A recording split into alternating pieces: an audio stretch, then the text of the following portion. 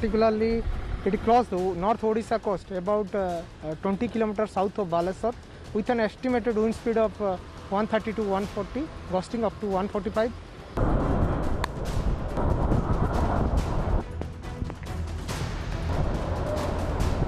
Cyclone की वजह से पास्ट 24 आवर्स में heavy to extremely heavy rainfall हुआ है उड़ीसा में, और आज भी नॉर्थ उड़ीसा और कोस्टल उड़ीसा में heavy to extremely heavy rainfall होने का उम्मीद किया जा रहा है।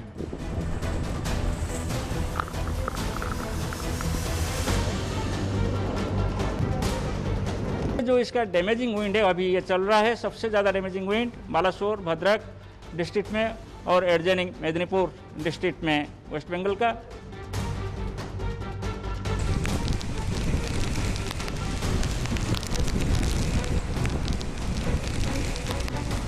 अभी इसका विंड स्पीड है 130 से 140 किलोमीटर प्रति घंटा, गस्टनेस में 150 किलोमीटर प्रति घंटा।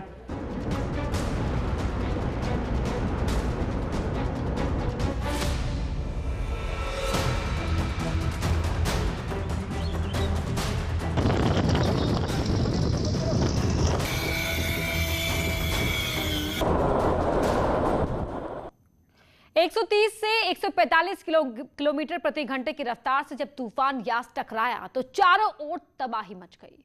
मूसलाधार बारिश के साथ तेज हवाओं ने कहीं घरों को उड़ा दिया तो कहीं बाढ़ जैसी स्थिति बन गई। ओडिशा के भद्रक जिले से लेकर पश्चिम बंगाल के पूर्वी मिदनापुर तक तबाही के निशान हैं। इस खास प्रोग्राम में हम आपको तूफान की तस्वीरें दिखाएंगे, साथ ही ये भी बताएंगे कि उत्तर प्रदेश और उत्तराखंड पर इसका क्या असर होगा।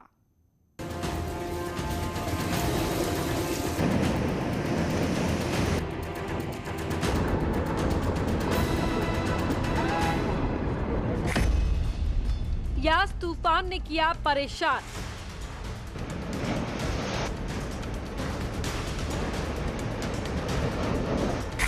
तेज हवाएं और मूसलाधार बारिश ने बढ़ा दी मुसीबत। कहीं पेड़ गिरे हैं, कहीं छप्पर उजड़ गया, सड़कों पर सैलाब आ गया। तो वहीं रिहायशी इलाकों में बाढ़ जैसे हालात बन गए हैं।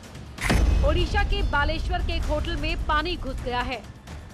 देखो होटल के अंदर पानी है वो घुस रहा है, और उसका जो टाइड है उसका भी हाइट आप देख सकते हैं कितने जोर से ये टाइड आता है और कितने जोर से ये टाइड अभी होटल के अंदर आ रहा है, जो 20 मीटर के दूर में रहता था और ये होटल 15 फुट ऊपर है, लेकिन उसका चलते बावजूद अभी देखिए कैसे पानी घुस रहा है होटल के अंदर।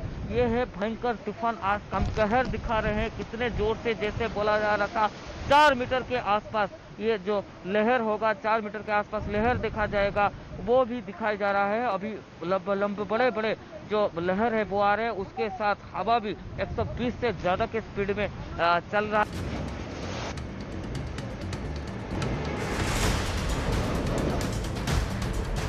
तूफान के टकराने से ठीक पहले की ये तस्वीरें हैं। होटल 15 फीट ऊपर है, लेकिन समंदर की लहरें इतनी ऊंची थी कि होटल के अंदर पानी घुस गया। ओडिशा में भद्रक जिले के धामरा तट से टकराने के बाद तूफान और भयावह हो गया और इसकी स्पीड 145 किलोमीटर प्रति घंटा हो गई। अभी इसका विंड स्पीड है 130 से 140 किलोमीटर प्रति घंटा, गस्टनेस में 150 किलोमीटर प्रति घंटा।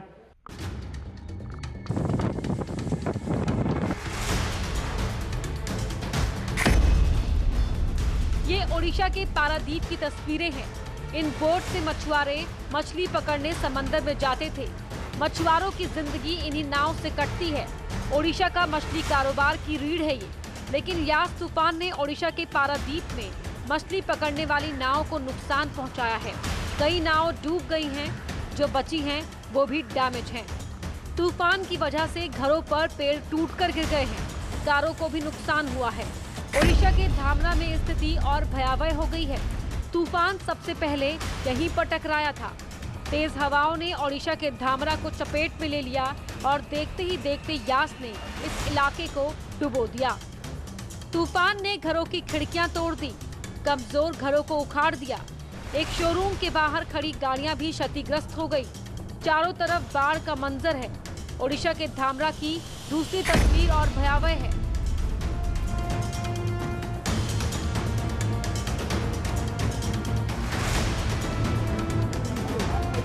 भद्रक जिले की तस्वीर तूफान के प्रहार की कहानी कहती है। ऐसा लग रहा है मानो तूफान सब कुछ उजाड़ने आया हो। समंदर की ओर से आती हवाएं शोर कर रही थी। लग रहा था पल भर में प्रलय आ जाएगी। तूफान के डर से पेड़ों ने सिर झुका लिया और कई घंटों तक इसी तरह थपेड़ों को सहते रहे।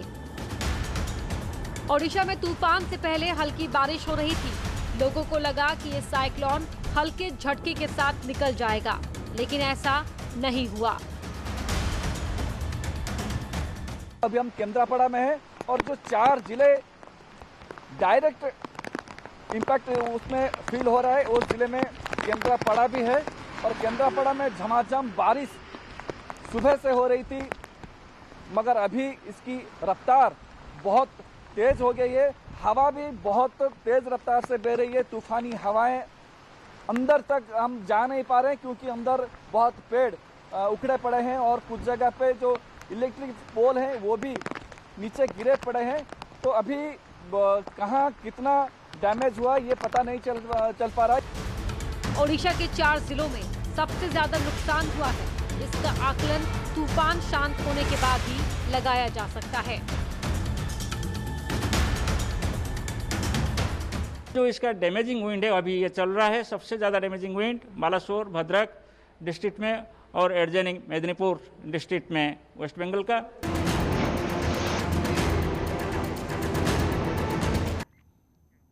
तूफान टकराने से पहले ओडिशा के पारादीप में खड़े बड़े जहाजों को गहरे समंदर में भेज दिया गया। किनारे से लोगों को हटा दिया गया। अगर पहले से तैयारी नहीं होती तो ओडिशा में जान माल का खतरा सबसे ज्यादा होता।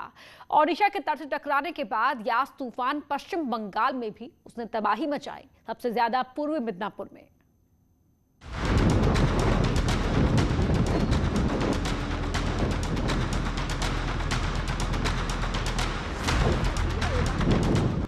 बंगाल के शंकरपुर दीघा की ये तस्वीरें हैं।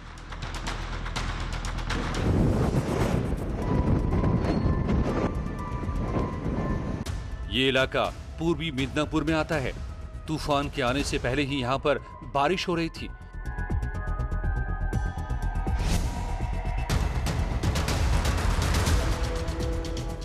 बारिश के पानी में दीघा का ये इलाका डूब गया।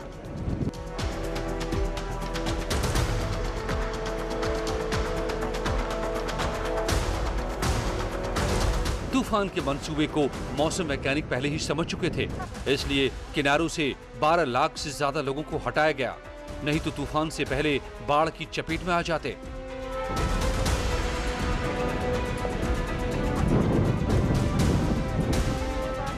घरों दुकानों में पानी घुस गया है। सड़क पर कहीं घुटने भर पानी है तो कहीं कमर डूब जाती है।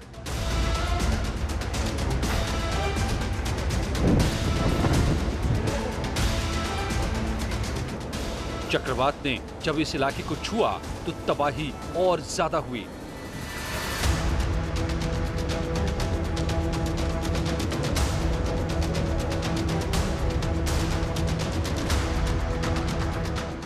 भारी बारिश की वजह से सड़कें धंस गईं और बड़ी गाड़ियां यहां वहां पलट गईं।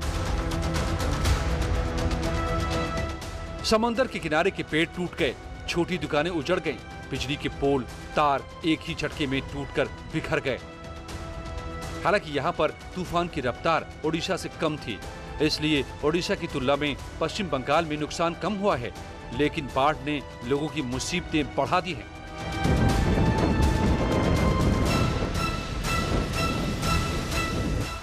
शुरुआत में 2 लोगों की मौत की खबर आई थी। 80 से ज्यादा घरों का नुकसान हुआ था, लेकिन जैसे जैसे तूफान ने जोर पकड़ा ये तादाद और बढ़ गई। इसी को देखते हुए 27 मई को शाम करीब 8 बजे तक कोलकाता एयरपोर्ट बंद रहेगा।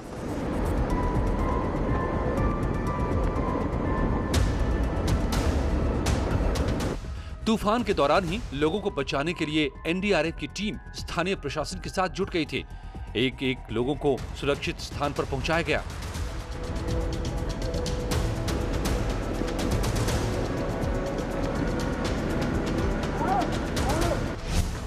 झारखंड की राजधानी रांची में भी तूफान का असर दिख रहा है। झारखंड और बिहार के कुछ इलाकों में बारिश हो रही है। मौसम विभाग की माने तो इस तूफान का असर झारखंड में उतना नहीं है जितना ओडिशा और पश्चिम बंगाल में है। झारखंड के बाद बिहार और यूपी में इसका असर कम रहेगा। कहीं कहीं हल्की बारिश हो सकती है।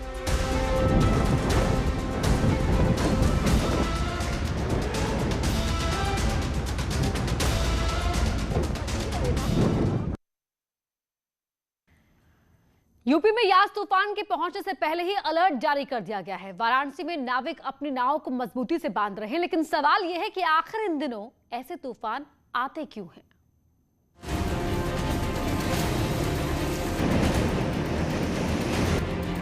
ये उत्तर प्रदेश, पूर्व उत्तर प्रदेश, बिहार तक जाएगा 28 तारीख तक। यास तूफान को लेकर यूपी में अलर्ट। काशी के घाट पर चलने वाली नाव को मछुआरे सुरक्षित स्थान पर पहुंचाने में जुट गए हैं। मजबूत रस्सियों से नाव को बांधा जा रहा है। अनुमान के मुताबिक पूर्वी उत्तर प्रदेश में यास तूफान का असर हो सकता है। 28 मई को तेज हवाएं यहां भी बारिश के साथ आ सकती हैं। इसीलिए पहले से ही सुरक्षा की तैयारी की जा रही है। तूफान जब आता है तो ये जो गंगा जी का दबाव है, जो लहर है, वो बहुत ज़्यादा हम लोग को प्रभावित करता है। ऐसे में जो न्यूज़ चल रहा है इस समय यास तूफान का, वो काफ़ी भयावह है और वो यूपी से होते हुए बनारस में ज़्यादा क्षति पहुंचाने की लगता है। तो इस वजह से हम लोगों ने पहले से ही अपनी तैयारी को पूरा कर ली है और नावों को बांध लिए, क्योंकि ये जब लहर चलती है तो इससे नावों को काफ़ी क्षति होती है। मई जून में आखिर चक्रवात क्यों आते हैं? इतनी तेज हवाओं के साथ ये तूफान कहां और कैसे पैदा होते हैं? साइक्लोन जो हमारा भारत महासागर में जो बनता है, उत्तर भारत महासागर में, चाहे अरबियन सी हो या बंगाल का खाड़ी हो, तो ये मई और जून में सबसे ज़्यादा बनता है। और उसके बाद हमारा जो है मानसून जो विंड है, ये बोलना चाहता हूँ, मानसून विंड जो नीचे का जो सरफेस का है, साउथ वेस्ट मानसून है, स्ट्रांग होता है और ऊपर में पूर्व से जाता है, तो इसलिए वो साइक्लोन बनने नहीं जाता है। जो है ना, वो अपोजिट विंड होता है, वेस्ट और ईस्ट, तो मानसून में नहीं बनता है जुलाई अगस्त सितंबर। आखिर समंदर में ही इतने बड़े चक्रवात क्यों बनते हैं?